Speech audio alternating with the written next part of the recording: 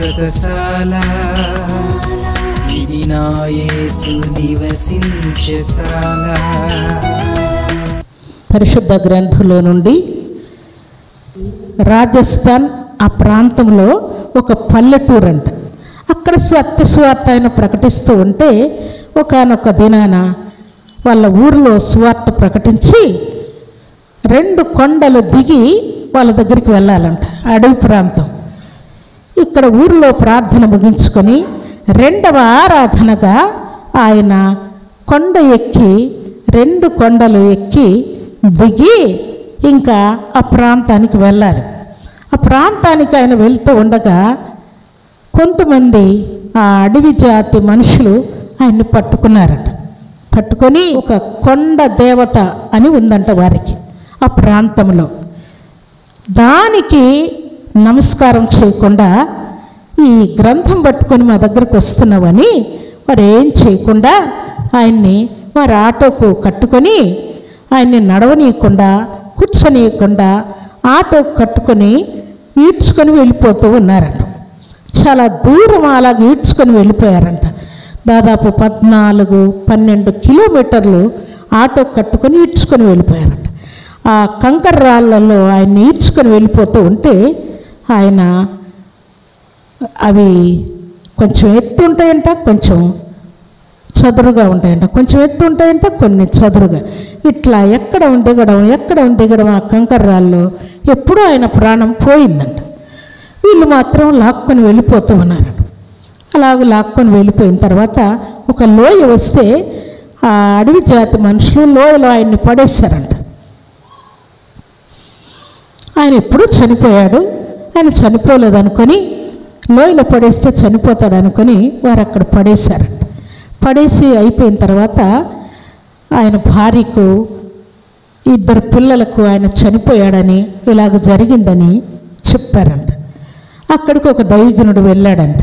వెళ్ళి ఆయన ప్రార్థన చేయడానికి వెళ్తే అక్కడ ఉన్నటువంటి కొంతమంది విశ్వాసులు, అయ్యా మొన్న ఒక యవనస్తుడు చనిపోయాడు కదా, ఆయన భార్య పిల్లలు మీతో ప్రార్థన చేయించుకోవడానికి వచ్చారని ఆయన దగ్గర తీసుకొచ్చారంట. ఆ కుమార్తె కూడా ఒక 21-22 సంవత్సరాల కంటే ఎక్కువ వయసు లేదంట. ఆమెను చూడగానే దైవ సేవకునికి దుఃఖం వచ్చి, ఏమ్మా వచ్చావు అంటే, ప్రార్థన చేయించుకుందామని వచ్చానయ్యా అనిందంట.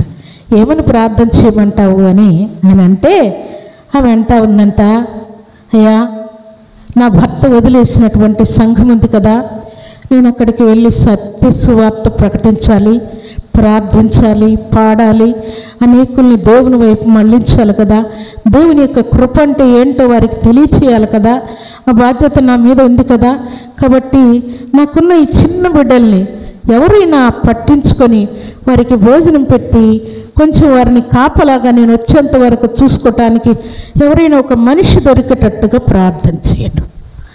దేవునికి స్తోత్రములు కలుగునుగాక, దేవునికి మహిమ కలుగునుగాక. ఏమని చెప్పాలి ఆమె చెప్పండి? ఇంకేం ప్రార్థన చేస్తావయ్యా?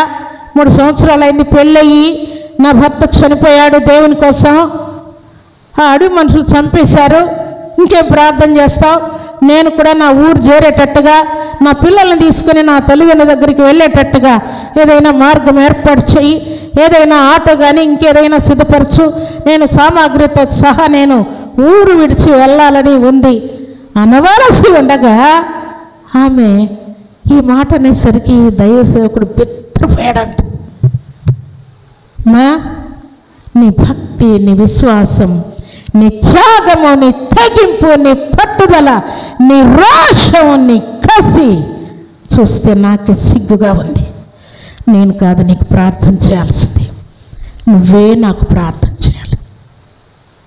భర్త చనిపోయి దుఃఖంలో, బాధలో, వేదనలో ఉన్నా కూడా, అమ్మో నేను కూడా వెళ్తే అడవి మనుషులకి ఏమి తెలియదు, నన్ను కూడా చంపేస్తారేమో అని భయపడేది పోయి, నా పిల్లల్ని ఎవరైనా చూసుకుంటే, నా భర్త వదిలేసినటువంటి సంఘాన్ని నేను కాయాలి కదా, నేను ప్రార్థన చేయాలి కదా, నేను సువార్త ప్రకటించాలి కదా, నేను దేవుని కోసం నిలబడాలి కదా అంటున్నావే.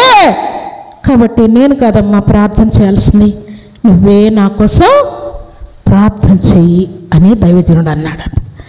దేవుని సన్నిధిలో చేరిన దేవుని ప్రియబిడ్డలమైన మన జీవితాల్లో అన్ని సలక్షణంగా ఉంటే ప్రార్థన చేయటం, అన్ని సలక్షణంగా ఉంటే మందిరానికి రావడం, అన్ని సలక్షణంగా ఉంటే దేవుణ్ణి కీర్తించటం, దేవుని సేవలో ఉండడం, దేవుని కొరకు సాక్షులుగా ఉండడం, ఇది గొప్ప సంగతి కాదు ప్రియులారా.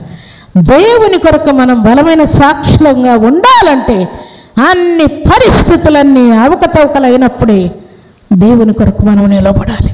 అప్పుడే కృప ఏంటో మనం ధైర్యంగా వివరించగలం.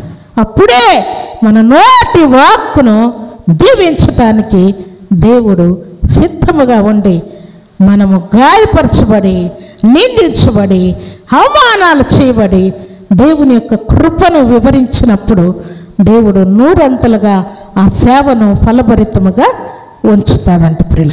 అందుకే భక్తులు ఇట్టి త్యాగపూరితమైనటువంటి భక్తి జీవితాన్ని కొనసాగించారు.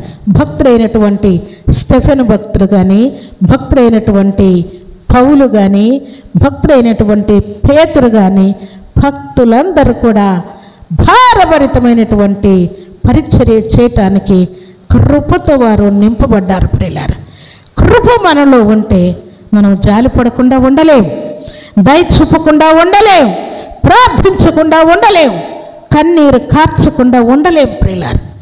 చాలాసార్లు దేవుని సన్నిధిలో మంగళవారం వచ్చి ప్రార్థన చేయించుకుంటున్నటువంటి బిడ్డలైనా, ఫోన్లో ప్రార్థన చేయమని ఫోన్లు చేసిన బిడ్డలైనా, ఏదైనా ప్రాబ్లం చెప్తే విపరీతమైనటువంటి కనికరముతో ఆత్మ నిండిపోతూ ఉంటుంది ప్రియులారా. తక్షణమే దేవుడు కనికరముతో వారిని దీవించాలి, వారి హృదయ కోరిక తీర్చాలి, వారిని ఆదరించాలి, సంపూర్ణ ఆరోగ్యాన్ని కలుగ చేయాలి, స్వస్థత ఇవ్వాలి, దురాత్మ శక్తుల నుండి విడుదల పొందాలి, బిడ్డల వివాహాలు సెటిల్ అయిపోవాలి, సంతానం కలగాలి, విడిపోయిన భార్య భర్తలు మరలా సమాధానపరచబడాలి, గొడవలు అల్లరలన్నీ ఆగిపోవాలి. దేవుని యొక్క కృప వారిని ఆవరించాలని ఆత్మ అల్లాడిపోతూ ఉంటుంది ప్రియులారా. ఎందుకంటే దేవుని యొక్క కృప అలాగున మనల్ని సిద్ధపరుస్తూ ఉంటుంది. అందుకే ఈ కృపతో మనము, మన కుటుంబాలు, మన సంఘము కూడా నిండి ఉండాలని పరిశుద్ధ ఆత్మదేవుడు కోరుకుంటున్నాడు.